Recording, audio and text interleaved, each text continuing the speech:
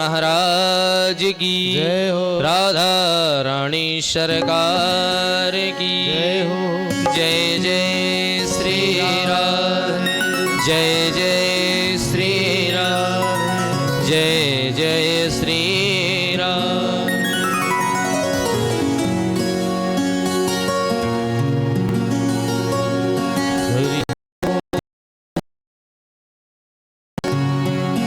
श्री गणेशाय नमः।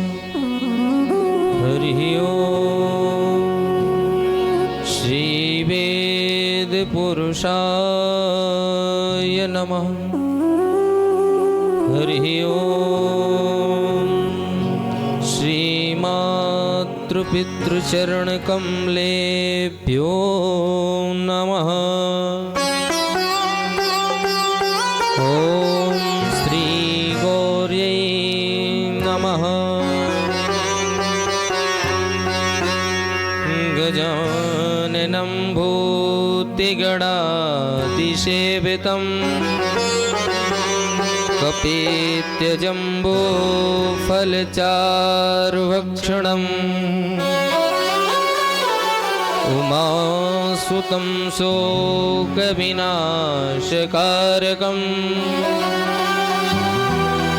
नमामि विघ्नेश्वरपादपङ्कजम्। वंशी विभूषितकरा नवनीरदाभा पीताम्बराधरुणबिम्बफलाधरोष्ट पूर्णेन्दुसुन्दरमुखा दर्वेन्दुनेत्रः कृष्णात् परं किमपि तत्त्वमहं न जाने।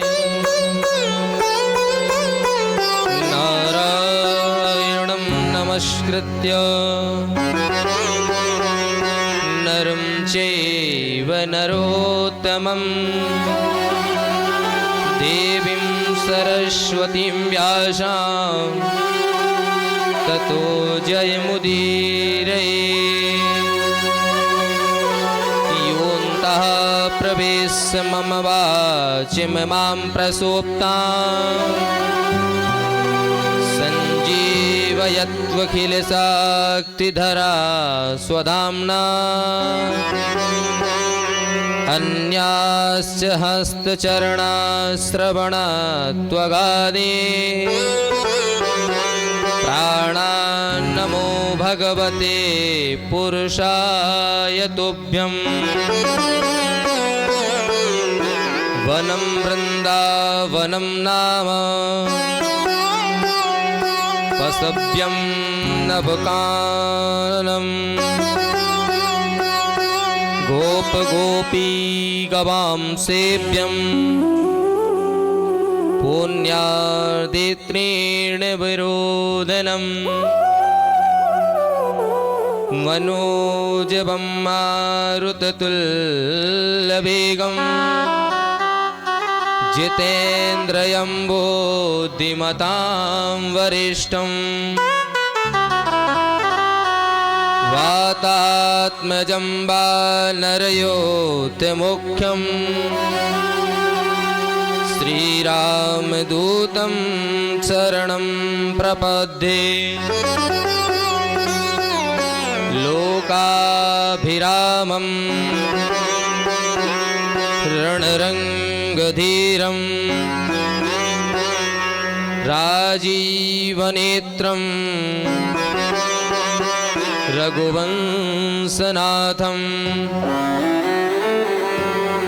कारुण्यरूपं करुणाकरन्तं श्रीरामचन्द्रशरणं प्रपद्ये।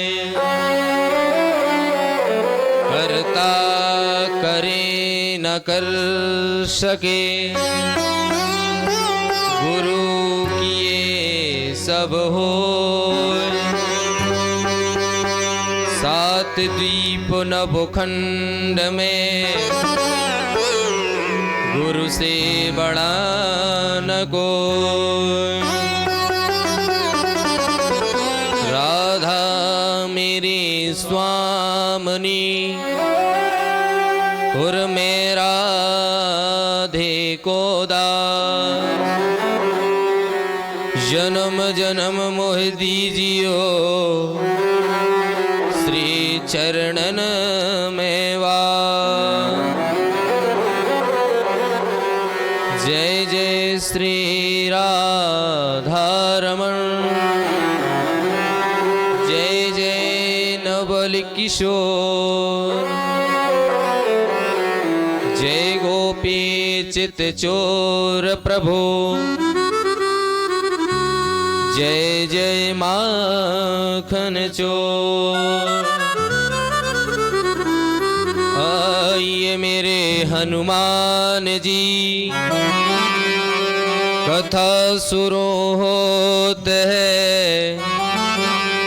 आओ सुआसन लीजियो आपके चरणन में प्रणाम। जय श्री राधे, जय श्री श्याम।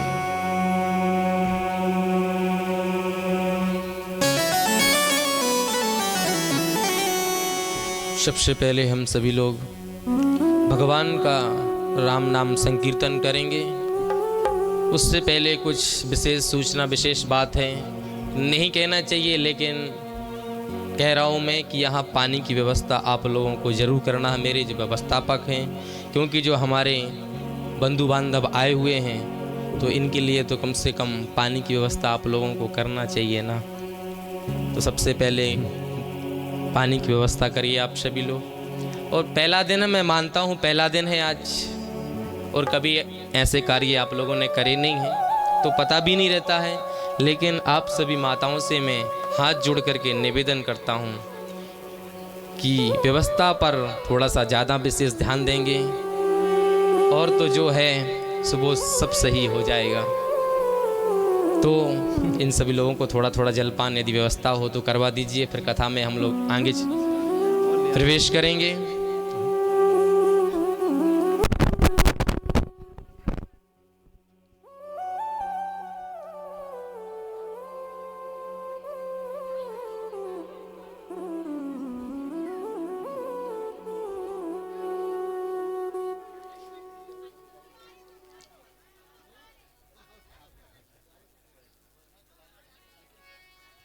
आइए भगवान का राम नाम संकीर्तन करते हुए, अपनी मन और वाणी को पवित्र करते हुए भगवान श्री कृष्ण के चरणों में अपनी वाणी को समर्पण करेंगे। आइए सभी माताएं बहनें राम नाम संकीर्तन करेंगे साथ में।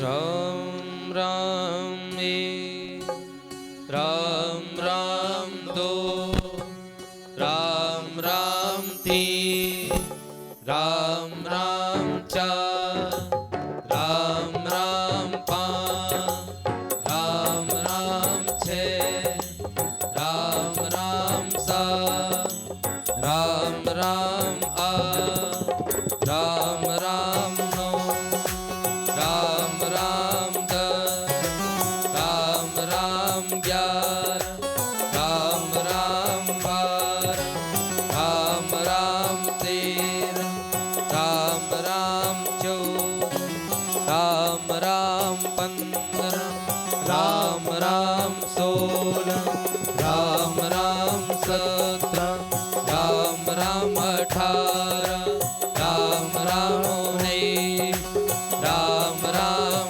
बीस, राम राम इक्कीस, राम राम बाईस, राम राम तेईस, राम राम चौबीस, राम राम पच्चीस, राम राम छब्बीस, राम राम सत्ताईस, राम राम अट्ठाईस, राम राम उनतीस, राम राम तीस, राम राम इकतीस, राम राम बत्तीस, राम राम तैंतीस,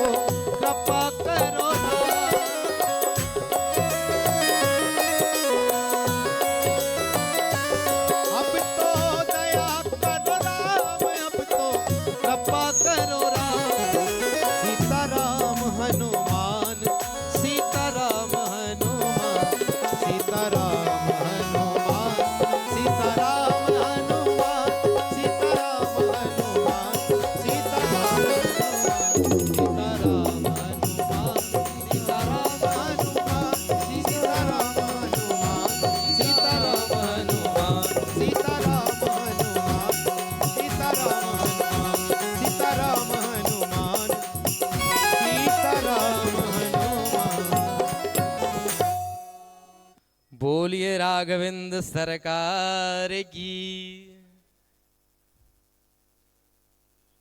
बोलिए वृंदावन बिहारी लाल की जय हो। परात्पर परमेश्वर अकारण करुणावरुणालय श्री बांके बिहारी लाल जी एवं आराध्य श्री किशोरी जी के चरणों में कोटि कोटि प्रणाम एवं स्थान देवता ग्राम देवता इनके चरणों में भी कोटि कोटि प्रणाम एवं हमारे सरस्वती के वरदपुत्र जो आप सभी लोगों को भजन के द्वारा मुग्ध करा रहे इनके अंतःकरण में विराजमान श्री ठाकुर जी महाराज के चरणों में प्रणाम एवं हमारे आचार्यगण उन्हीं के चरणों में भी प्रणाम एवं भक्तिमती माताएं आप सभी के अंतःकरण में विराजमान श्री जुगल जोड़ी सरकार के चरणों में प्रणाम। इस स्पीकर के द्वारा यत्र तत्र जहाँ तक भी आवाज पहुंच रही है उन सभी माताओं बहनों को भी प्रेम भरा राधे राधे। और जो इस प्रसारण को देख रहे हैं यत्र तत्र जहाँ कहीं भी उनको भी प्रेम भरा राधे राधे।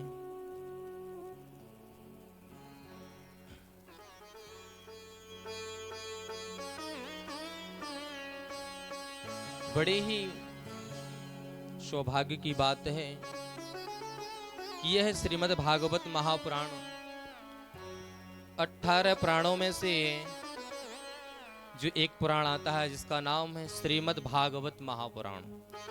कोई भी चीज जानने से पहले हमें उसका महात्म्य जानना चाहिए। जैसे हम गाड़ी लेते हैं तो गाड़ी का सबसे पहले हमको पूरा नॉलेज होना चाहिए ना, उसी प्रकार जैसे हम भागवत जी सुन रहे हैं तो भागवत जी का हमको पूरा नॉलेज होना चाहिए। यानी भागवत सुनने से क्या होता है क्या नहीं होता है। तो सबसे पहले इसमें लिखा गया है श्रीमद् भागवत महापुराण। श्री का अर्थ होता है श्री राधा रानी और मद यानी तिलक और महा यानी इसमें दक्ष लक्षण है। अत्र सर्गो विसर्गश्चा स्थानम परिपोषणम। इसमें 10 लक्षणों की बात की गई है। और फिर महाराज उसके बाद आता है पुराण। पुराणा अपि इति पुराणः। जो कभी पुराना नहीं होता है वह क्या है, वह है पुराण। पुराणा अपि इति पुराणः। जो कभी पुराना ही नहीं होता है वह है यह पुराण। तो आप लोगों ने समझा श्री का अर्थ क्या है, श्री राधा रानी। और मद यानी तिलक, श्री मद। भा से भक्ति, गा से ज्ञान और बा से वैराग्य और ता से तपस्या। यानी भागवत जी हमको आवश्यकता नहीं है कि हमको वन में जाकर के तपस्या करनी पड़ेगी। सिर्फ आप भागवत सुनने से ही आपको तपस्या का फल प्राप्त हो जाएगा। ओ कलयुग में तो महाराज तुरंत फल देने वाली श्रीमद् भागवत महापुराण है। जैसे सत्यनारायण में लिखा रहता है कि कथा आप सभी लोगों ने सुनी होगी कि तुरंत फल दे देती है, इसी प्रकार हमारी श्रीमद् भागवत जी भी है। ये जो दिख रहा है ये क्या है, इसको अभी तक तो टेंट कर रहे थे हम सभी लोग, लेकिन एक कल्प वृक्ष है।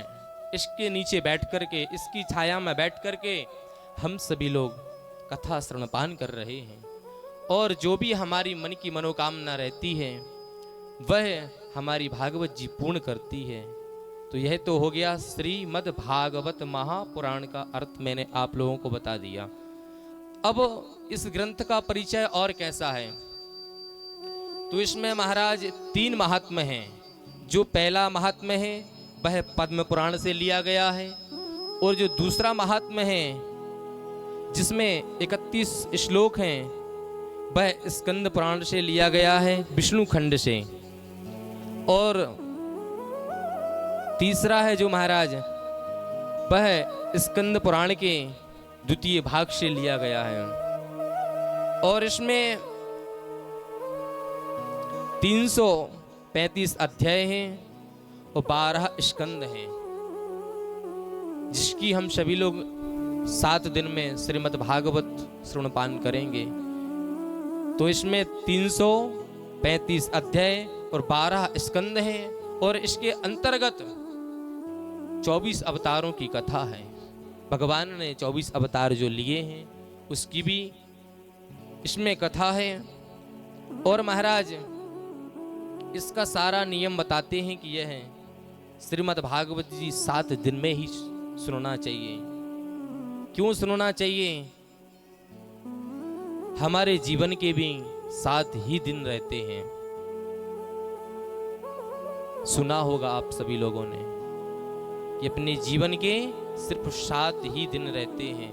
तो आप सभी माताएं बड़े ही भाग्यशाली हैं कि जो भगवान की असीम कृपा है आप सभी लोगों पर कि आप सभी माताओं ने यह श्रीमद् भागवत जी का सुंदर आयोजन रखा।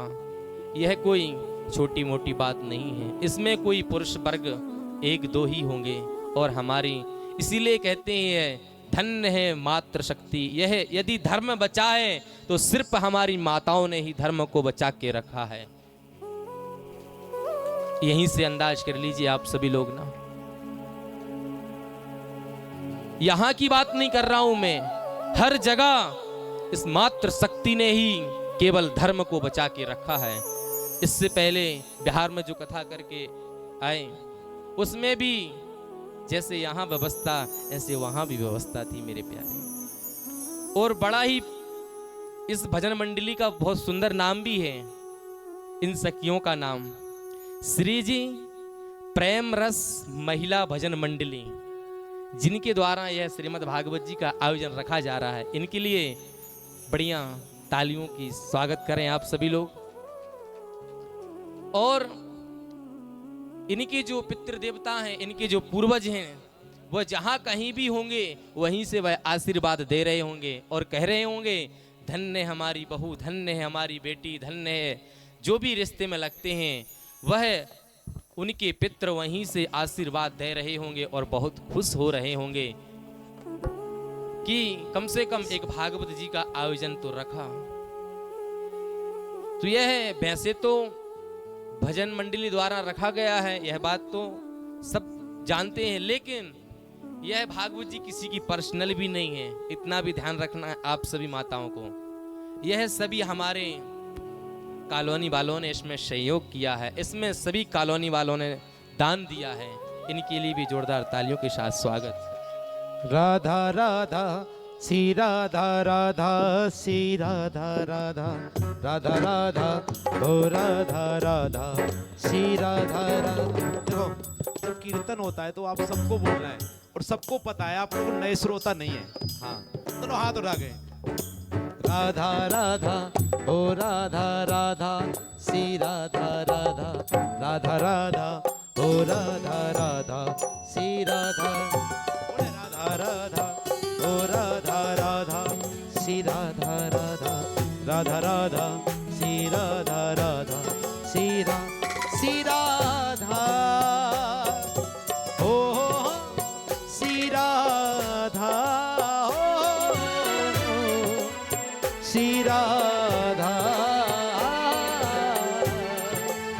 श्री राधा श्री राधा ओ श्री राधा श्री राधा ओ श्री राधा।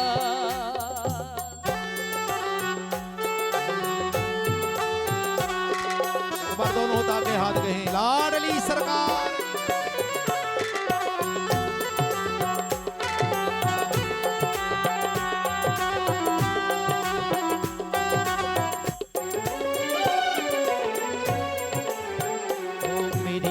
विनती यही है राधा रानी, कृपा बरसाए रखना, कृपा बरसाए रखना, राधा रानी कृपा बरसाए रखना।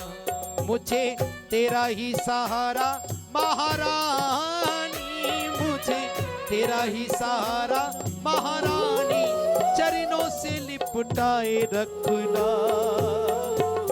कृपा बरसाए रखना, हे राधा रानी कृपा बरसाए रखना। तालियों की सेवा करते हुए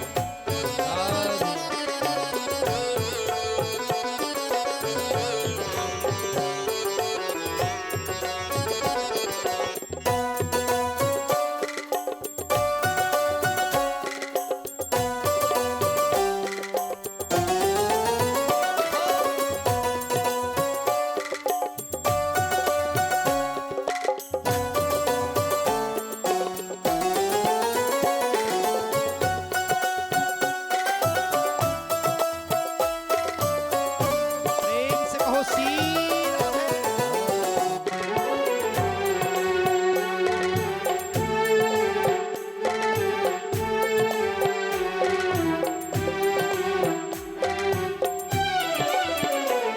तेरे नाम के रंग में रंग के मैं डोलूं ब्रज गलियन में, लाडली मैं डोलूं ब्रज गलियन में।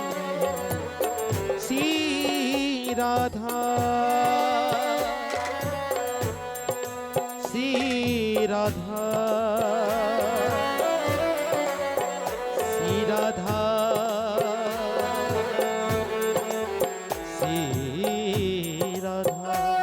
तेरे नाम के रंग में रंग के मैं डोलूं ब्रज गलियन में, लाडली मैं डोलूं ब्रज गलियन में। लागी राधा सी राधा नाम वाली, लागी राधा सी राधा नाम वाली, लगन ये लगाए रखना, कृपा बरसाए रखना, राधा रानी कृपा बरसाए रखना। राधा राधा ओ राधा राधा सी राधा राधा राधा राधा राधा राधा सी राधा राधा राधा ओ राधा राधा सी राधा राधा राधा राधा ओ राधा राधा सी राधा राधा।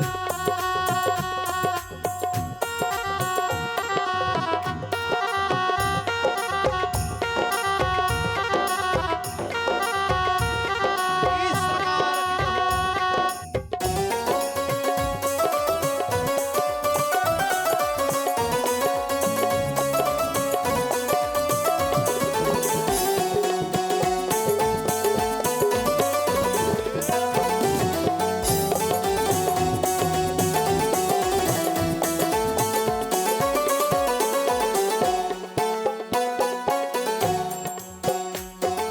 राधा राधा ओ राधा राधा सी राधा राधा राधा राधा राधा राधा राधा सी राधा राधा राधा राधा राधा राधा सी राधा राधा राधा राधा राधा सी राधा राधा सी राधा राधा सी राधा राधा सी राधा।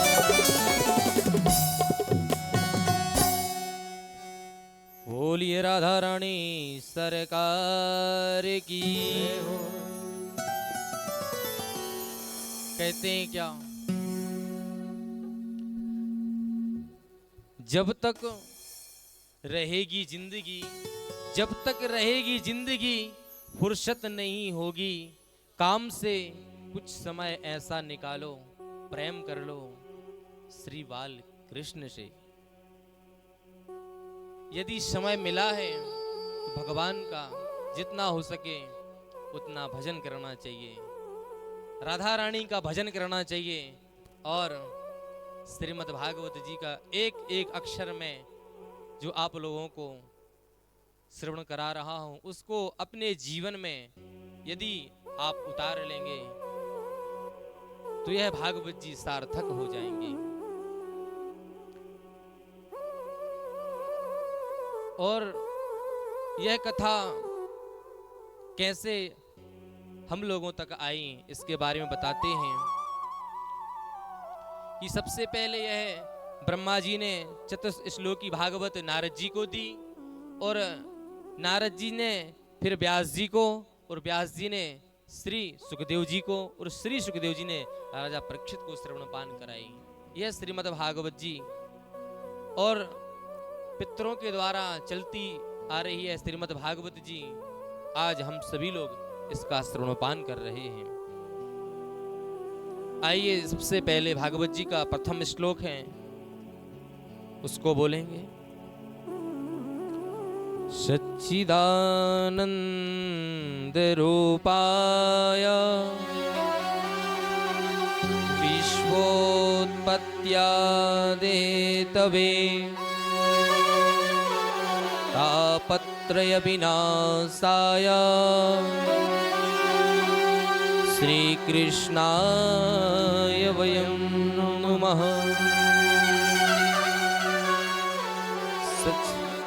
चिदानंद रूपाय, सतघन चितघन आनंद भगवान श्री कृष्ण के चरणों में बारंबार प्रणाम करते हैं। सच्चिदानंद रूपाय विश्वोत्पत्त्यादिहेतवे, जो विश्व की उत्पत्ति स्थिति लय प्रलय, ऐसे भगवान श्री कृष्ण को प्रणाम।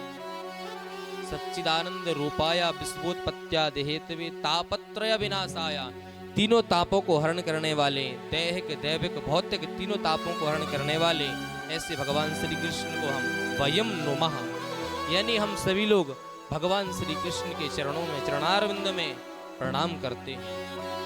भगवान का एक नाम सच्चिदानंद भी है।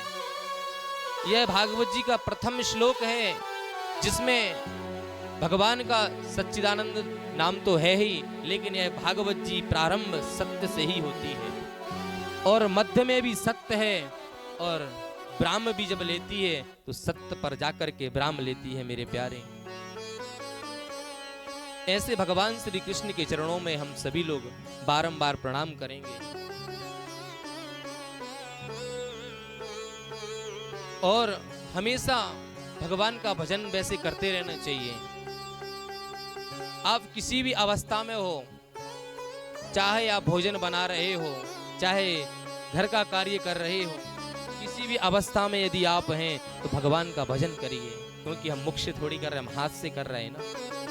यदि हम भगवान का नाम लेंगे और कार्य करेंगे, यदि हम भोजन बना रहे हैं, भोजन बनाते समय यदि हम भगवान का नाम लेंगे तो वह भोजन बहुत स्वादिष्ट बनेगा और जो खाएगा, खाने वाला भी प्रसन्न हो जाएगा।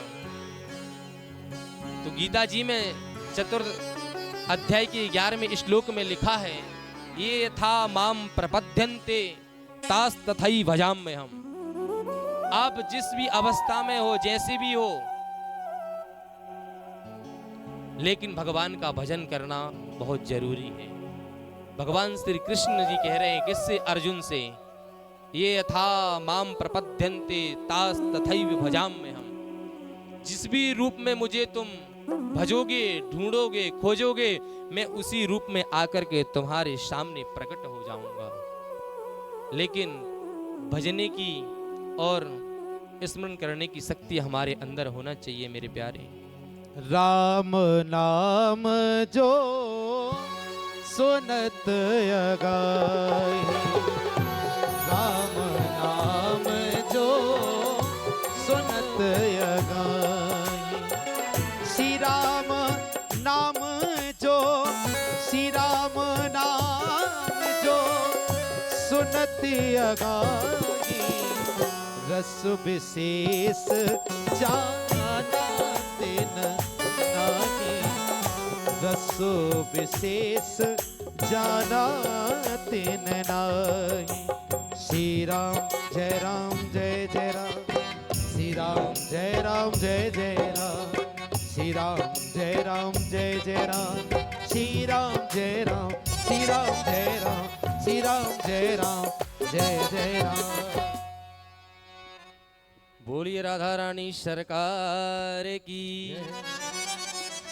श्री शौनक जी श्री सूत जी महाराज से कहते हैं अज्ञानध्वंत विध्वंसः कोटि सूर्य समप्रभा सूताख्या हि कथासारम् मम कर्णरसायनम्। अज्ञानध्वंत विध्वंसः कोटि सूर्य समप्रभा। आपके पास करोड़ों सूर्यों के समान प्रकाश है। इस अंधकार को आप सामर्थ्यवान हैं, इसको नष्ट कर सकते हैं। सूताख्या ही कथा सार मम कर्ण रसायनम। ऐसा कोई कथा सार सुनाइए जिससे यह जो हमारे कर्ण हैं ये प्रफुल्लित हो जाएं और भगवान में हमारा मन लग जाए। तब फिर श्री सूत जी कहते हैं आगे चल करके कि हमारा जीवन ऐसे हो गया है। कैसे? कालव्याल मुखग्रासा त्रास निर्णा सहेतवे श्रीमद्भागवतं शास्त्रम् कलौकीरेण भासतम्। कालव्याल मुखग्रासा त्रास निर्णा सहेतवे। हम तो काल के मुख में पड़े हुए ही हैं, लेकिन हम दूसरों को भी फंसाना चाहते हैं। यानी कहने का तात्पर्य यह है कि हम किसी का यदि अच्छा नहीं कर पाते हैं तो बुरा भी नहीं करना चाहिए। कालव्याल मुखग्रासा त्रासना सहेतवे। एक सर्प था महाराज, सर्प को मेंढक ने निगल लिया था, लेकिन अभी भी मेंढक सोच रहा है मैं कीड़ों को खा लूं, लेकिन वो यह नहीं देख रहा है कि मैं भी किसी के मुख में फंसा हुआ हूं। उसी प्रकार उसी तरह हम लोगों का जीवन है कि हम किसी का अच्छा नहीं देखना चाहते हैं, हम हमेशा बुरा ही देखना चाहते हैं। कालव्याल मुखग्रासा त्रासना सहितवे श्रीमद्भागवतम शास्त्रम करो कीरेण भासतम। ऐसा कोई शास्त्र सुनाइए जिससे यह काल के ग्रास में फंसा हुआ यह संसारी मनुष्य भगवान का भक्त हो जाए। तब फिर आगे चल करके श्री सूत जी कहते हैं कि मैं एक गुप्त बात में आपको बताता हूं, उसको आप सुनिए। ऋषि गणों से कहते हैं 88,000 ऋषि मुनि एकत्रित बैठे हुए हैं और विनय में एक ही स्वर में एक ही साथ बोल रहे हैं कि आगे कलयुग आने वाला है। कलयुग में मनुष्यों की आयु बहुत कम हो जाएगी और भगवान का भजन भी नहीं कर पाएंगे। तो कोई ऐसा कोई शास्त्र बताइए कि जिससे अल्प समय में यानी थोड़े समय में भगवान का हम भजन कर सकें। तब कहते हैं कि जो गुप्त बात वो है वह मैं आप सब लोगों को बताता हूं कि एक बार सुखदेव जी महाराज राजा परीक्षित को भागवत का पान करा रहे थे, तो उसी समय देवताओं ने देखा कि यह श्रीमद् भागवत जी सुखदेव जी राजा परीक्षित को श्रवण पान करा रहे हैं, क्यों ना हम सभी लोग भी जाकर के श्रवण पान करें। तब फिर महाराज वहां से सभी देवता आ जाते हैं और सभी देवता जब आए हुए हैं और जहां पर कथा श्री सुखदेव जी राजा परीक्षित को श्रवण पान करा रहे थे, वहां पर आकर के बैठे तो नहीं, खड़े हुए और क्या कहते हैं, यह श्रीमद् भागवत जी हैं जो वह मुझे दे दो और जो मैं कलश लेकर के आया हूं, अमृत का जो कलश है वह बदले में आप ले लीजिए और यह श्रीमद् भागवत हम सभी लोगों को श्रवण पान करा दीजिए। तब फिर श्री सुखदेव जी कहते हैं क्या? क्व सुधा क्व कथा लोके क्व काच क्व मणिर्महान् श्रीमद्भागवती वार्ता सुराणा अपि दुर्लभा। कहते हैं कहाँ सुधा और कहाँ अमृत और कहाँ कांच और कहाँ मणि की तुलना करने के लिए आ गए आप। और सुखदेव जी कहते हैं कहाँ कांच और कहाँ मणि की तुलना करने के लिए आ गए आप लोग। यदि सुनना ही चाहते थे तो चुपचाप आकर के सुन लेते, लेकिन आपने कहा कि यह श्रीमद् भागवत जी हम लोगों को दे दीजिए और बदले में आप यह अमृत कलश ले लीजिए, तो ये संभव नहीं है। और इसका अनाधिकारी समझ करके सुखदेव जी ने ब्रह्मा जी को और भी देवताओं को कहा कि आप अपने स्थान पर जाइए। और महाराज सभी देवी देवता अपने अपने स्थान पर आए हैं। और जैसे ही अपने स्थानों पर आए हैं कि इधर ब्रह्मा जी ने एक कौतुक देखा। क्या कौतुक देखा? ब्रह्मा जी बैठे हुए थे, जैसे ही ब्रह्मा जी बैठे हुए थे कि एक विमान जा रहा था स्वर्ग की ओर। और जैसे ही देखा तो कहा यह विमान में कौन जा रहा है? तब जाकर के नारद जी ने कहा इसमें तो राजा परीक्षित जा रहे हैं। तब फिर ब्रह्मा जी सोचने लगे कि ऐसा क्या है इस श्रीमद् भागवत में कि जो भगवान के पार्षद लेने के लिए आए हैं, भगवान की जो पार्षद आए हैं वो विमान लेकर के आए हुए हैं महाराज। और फिर उसी में राजा परीक्षित बैठ करके जैसे जा रहे थे स्वर्ग की ओर, तो ब्रह्मा जी को आश्चर्य हुआ। और जब आश्चर्य हुआ तो ब्रह्मा जी ने क्या किया? सत्यलोके तुलां बद्ध्वा तोल्यत् सदनान्यजः, यानी उन्होंने सोचा कि क्यों ना इसको तौल लिया जाए। और महाराज एक तरफ सारे ग्रंथ रखे और एक तरफ श्रीमद् भागवत जी रखी। जिस पलड़े पर श्रीमद् भागवत जी रखी थी वह महाराज भारी हो गया, और जिस पर अन्य ग्रंथ रखे थे वह जैसे कि तैसे ही रहा महाराज। तो यह तो हमारे ऋषिगण कहते हैं, उनका भाव है कि यह तराजू से तोला। लेकिन तराजू क्या है? तो मन रूपी तराजू से तोला था ब्रह्मा जी ने मेरे प्यारे। और जब मन रूपी तराजू से तोला तो फिर भागवत जी को प्रणाम किया। और प्रणाम जब किया और कहने लगे यह प्रत्यक्ष कृष्ण एव ही, यानी ये भगवान कृष्ण ही है। जैसे रामचरितमानस में भोलेनाथ ने मोहर लगाई थी, उसी प्रकार आज ब्रह्मा जी ने भी श्रीमद् भागवत में मोहर लगा दी और प्रणाम किया। और आगे चल करके फिर महाराज अब इसकी विधि कैसे सुनना चाहिए, यह 7 दिन में ही सुनना चाहिए। और सबसे पहले यह किसने किसको सुनाई? तो महाराज एक बार क्या हुआ कि सनबंधु विशाला क्षेत्र में, यानी विशाला क्षेत्र कहते हैं उत्तराखंड को, वहां पर सनबंधु, सनक, सनंदन, सनातन, सनत कुमार, इनको सनबंधु कहते हैं, 4 भाई हैं। तो यह भगवान की तपस्या कर रहे थे। और जैसे ही भगवान की तपस्या में लीन थे कि इधर एक दिन नारद जी ने सोचा कि मैं पृथ्वी पर होकर के आऊं और जरा पृथ्वी का हालचाल देख करके आऊं कि पृथ्वी पर लोग कैसे रह रहे हैं महाराज। अहम तो पृथिवीयातो ज्ञात्वा सर्वोत्तमामिति, यानी नारद जी अहम तू पृथ्वी या तो मैं पृथ्वी पर आया, यानी कौन कह रहे हैं? नारद जी कह रहे हैं कि सर्वोत्तम समझ करके मैं पृथ्वी पर आया। और जैसे ही सर्वोत्तम समझ करके पृथ्वी पर आया मैं, तो अनेकों अनेकों जगह गया मैं, लेकिन मेरे मन को कहीं शांति नहीं मिली।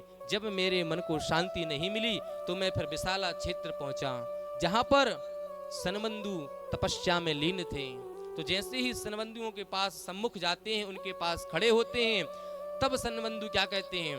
कथम ब्रह्मन् दीन मुखा कुतश्चिंता त्वरो भवान् त्वरितं गम्यते कुत्र कुतिश्चागमनं तव। कहते हैं कथम ब्रह्मन् दीन मुखा कुतश्चिंता त्वरो भवान्। सनबंधु कह रहे हैं नारद जी से कि आप हमेशा हंसमुख रहते हैं, आप हमेशा सबको हंसाते रहते हैं, फिर आप कैसे उदास हैं? आपका मुंह लटका हुआ क्यों है? क्या बात है? क्योंकि आप तो जहां भी जाते हैं श्रीमन नारायण का जाप करते हैं, और श्रीमन नारायण का जाप करते करते सभी को भजन की प्रेरणा देते हैं और हमेशा हंसते रहते हैं, मुस्कुराते रहते हैं, लेकिन आज आपका जो चेहरा है वह इतना उदास क्यों है? तब फिर पुनः भी कहते हैं अहम तू पृथ्वी यात्वा ज्ञात्वा सर्वोत्तमामिति पुष्करं च प्रयागं च काशी गोदावरीं तथा। कहते हैं मैं अनेकों स्थानों पर गया, काशी में गया और भी अन्य धामों में, अन्य क्षेत्रों में गया, लेकिन कहीं भी मेरे मन को शांति नहीं मिली। जब मेरे मन को कहीं शांति नहीं मिली महाराज, तो मैं वृंदावन पहुंचा। और जैसे ही मैं वृंदावन जा रहा था महाराज की, इतने में एक कौतुक और देखा। बोले क्या? अट्टशूला जनपद शिवशूला दुजातयः। महाराज लोगों ने भी अपने अपने वर्ण आश्रम की जो व्यवस्था रहती उसको भी भंग कर दिया। अट्टशूला जनपदा शिवशूला दुजातयः। ब्राह्मणों ने वेद बेचना शुरू कर दिया है। और तो और महाराज कन्याओं का क्रय विक्रय भी होने लगा। जब मैंने ऐसा यह कौतुक देखा तो फिर मैं और आगे गया। तो आजकल महाराज प्रथा भी वही चल रही है कि हमारे माता पिता से हम सलाह नहीं लेते। हम यदि सलाह लेते हैं अपने साले साहब को हम फोन लगाते हैं। यह बात मैं नहीं कह रहा हूँ, यह बात हमारी भागवत जी भी ही कह रही है, मैं नहीं कह रहा हूँ। कि आजकल हमारे जो माँ बाप हैं वह तो घर में बैठे हुए हैं, हम उनसे सलाह नहीं लेते हैं। हम अपने साले साहब को फोन लगाते हैं कि हम गाड़ी ले लें या ना लें। होता है कि नहीं? आजकल बोलना पड़ेगा, जोर से बोलना पड़ेगा। राधे राधे। अरे 7 दिन ही हैं, 7 दिन में जितना हो सके उतना राधा नाम का जाप करते रहना आप लोग। और महाराज जब नारद जी ने यह कौतुक देखा तो आगे चल करके फिर एक और कौतुक देखा। क्या? तरुणी प्रभुतागे श्याल को बुद्धिदायकः कन्या विक्रीणो लोभा दंपतीनां च कल्कनम। मैंने लोगों के यहाँ देखा कि लोगों ने सलाह लेना अपने साले साहब को ही अपना बना लिया है, उनसे ही सलाह ले रहे, माँ बाप की कभी पूज नहीं रहे हैं, ना कभी माँ बाप से सलाह ले रहे हैं। उसके बाद महाराज कन्याओं का क्रय विक्रय भी होने लगा। तो देखो आज कन्याओं का क्रय विक्रय हो ही रहा है, खुलेआम ही हो रहा है महाराज। दहेज प्रथा। हम यदि किसी के यहाँ लड़का देखने के लिए जाते हैं तो सबसे पहले हम यही देखते हैं इसका कितना बड़ा बंगला है, इसके पास कौन सी गाड़ी है। और फिर जब देखते हैं कि हाँ इसके पास बढ़िया गाड़ी है, बढ़िया बंगला है, फिर उसके बाद हम अपनी जुबान खोलते हैं। और जब फिर जुबान खोलते हैं तो क्या कहते हैं? हमारा बेटा इंजीनियर है, हमारा बेटा डॉक्टर है, हमारा बेटा कोर्ट की तैयारी यानी जज की तैयारी कर रहा है। तो हमको 10 लाख चाहिए और 20 लाख चाहिए महाराज। अरे बिल्कुल ही भिखमंगा हो गए हो क्या महाराज? बात कड़वी है लेकिन बात सत्य है।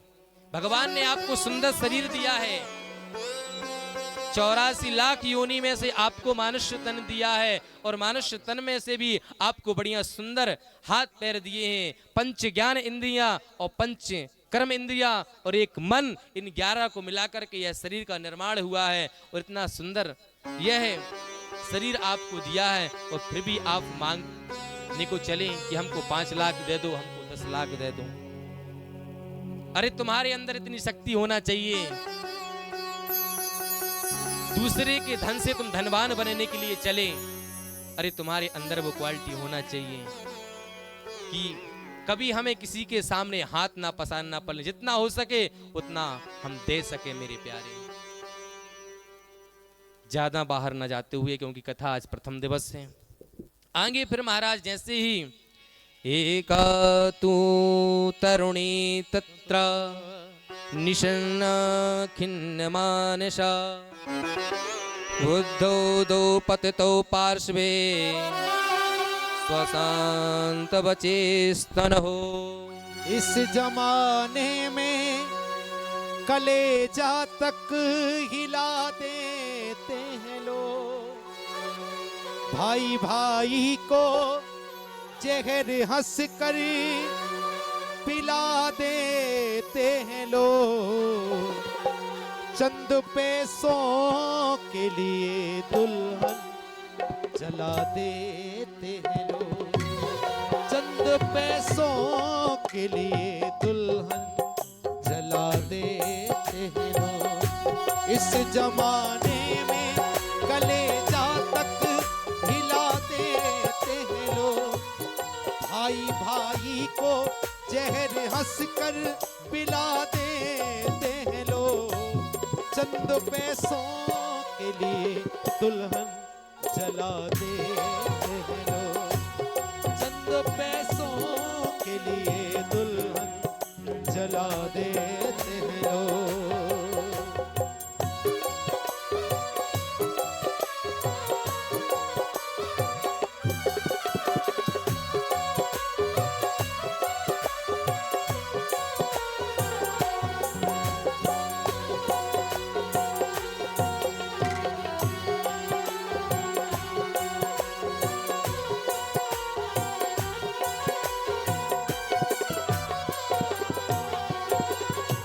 पहले तो मांग करें बाद में मांग भरें। पहले तो मांग करें बाद में मांग भरें। बहुत सा पैसा लेकर शादी की बात करें। बहुत सा पैसा लेकर शादी की बात करें। किसी की बगिया की कली पल में मसल देते हैं लोग। किसी की बगिया की कली पल में मसल देते हैं लोग। चंद पैसों के लिए दुल्हन जला देते हैं लोग। चंद पैसों के लिए दुल्हन जला देते हैं लोग।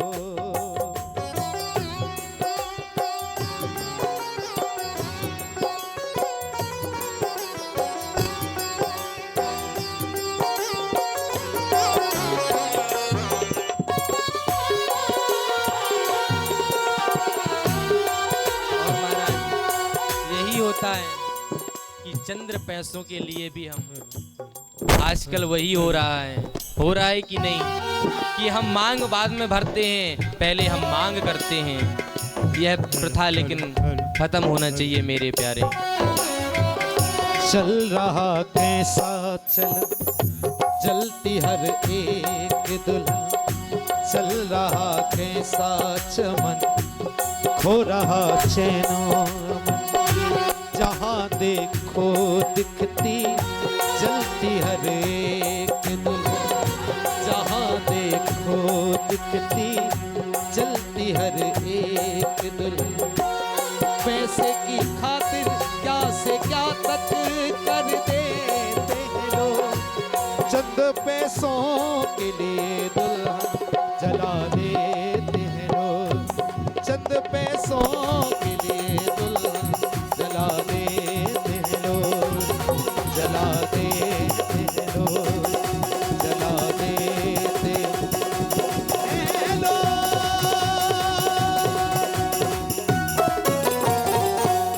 चंद पैसों के लिए दुल्हन जला देते हैं लोग।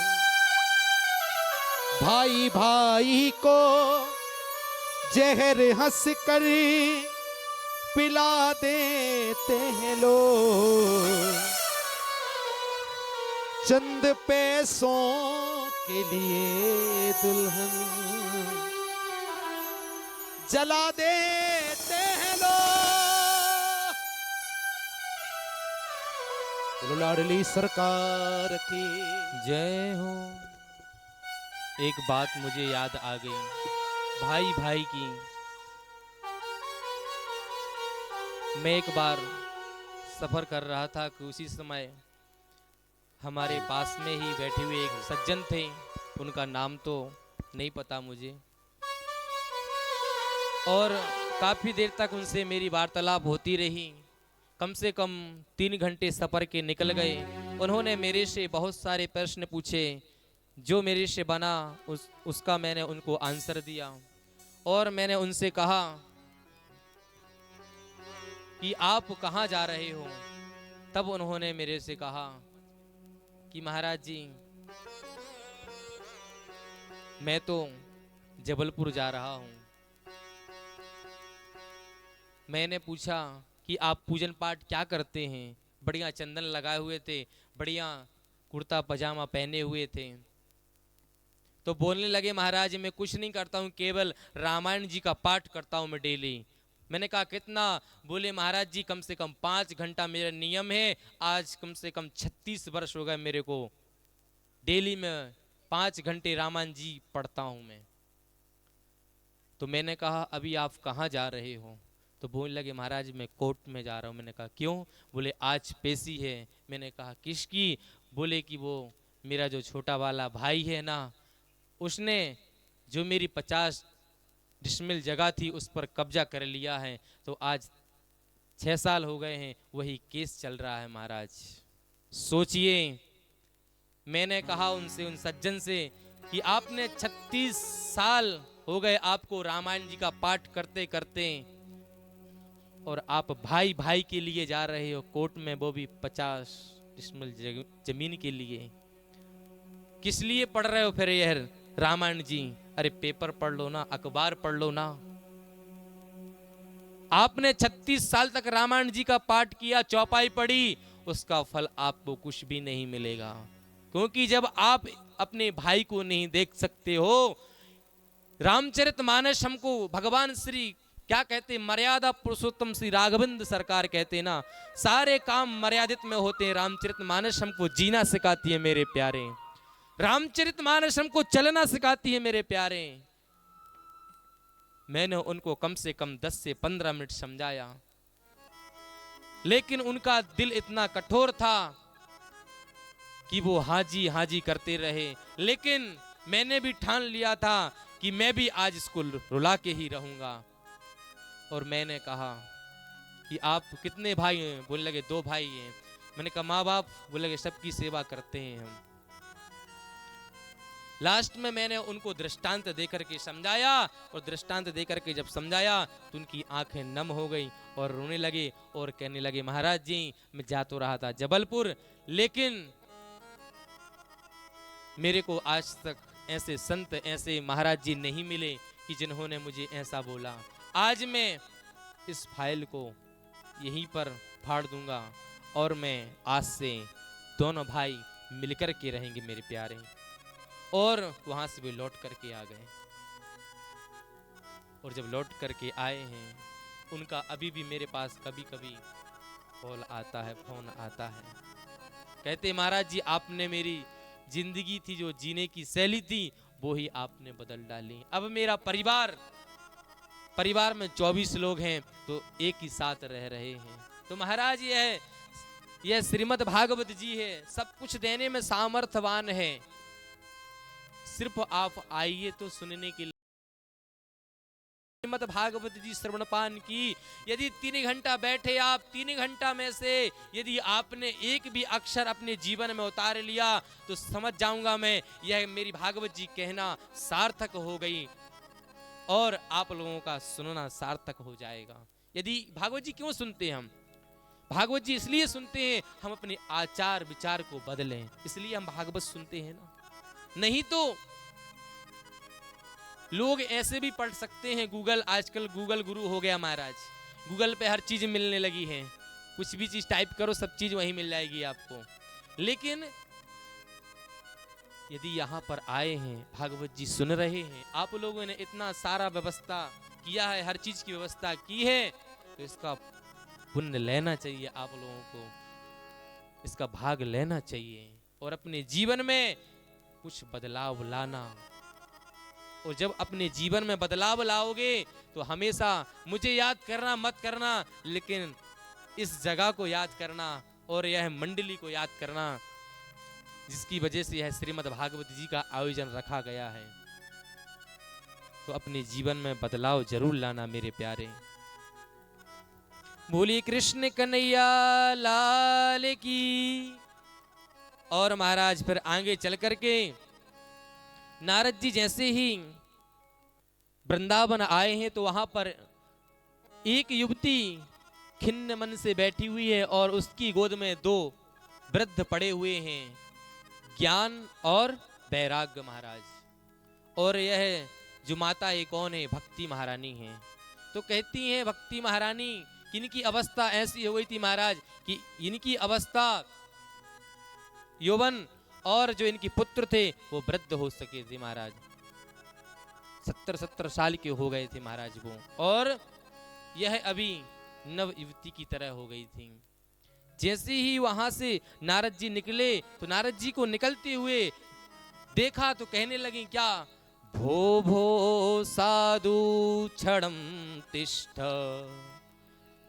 मच्चिंतामपि नाशय दर्शनम तब लोकस्य सर्वथा गहरम परम।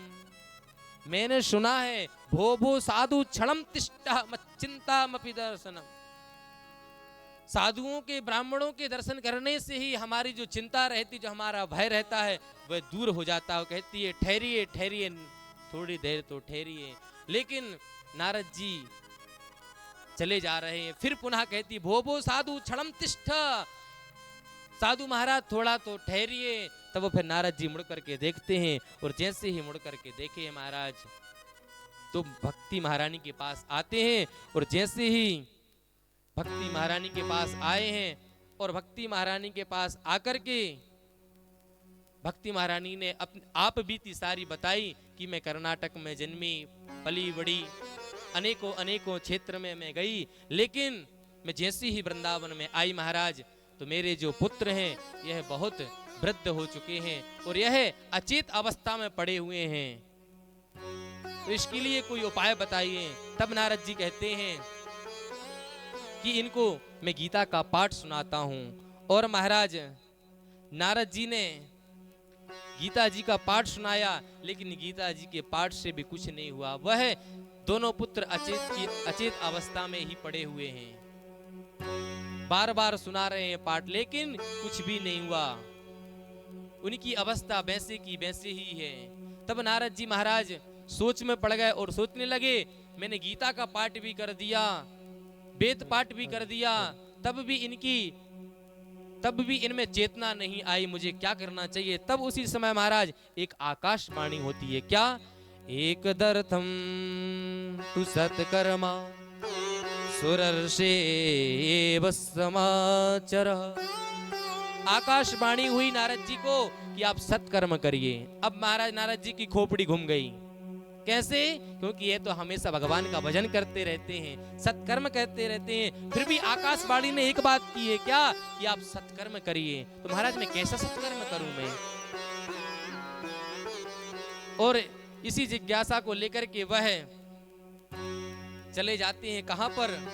विशाला क्षेत्र में जब गए हैं तो वहां शनबंधुओं को बताए हैं। उन शनबंधु को जैसे बताए हैं कि मैंने बार बार गीता का पाठ किया, वेद पाठ किया, लेकिन जो उनकी जो चेतना थी वह जागृत नहीं हुई, वह अचेत अवस्था में ही पड़े रहे।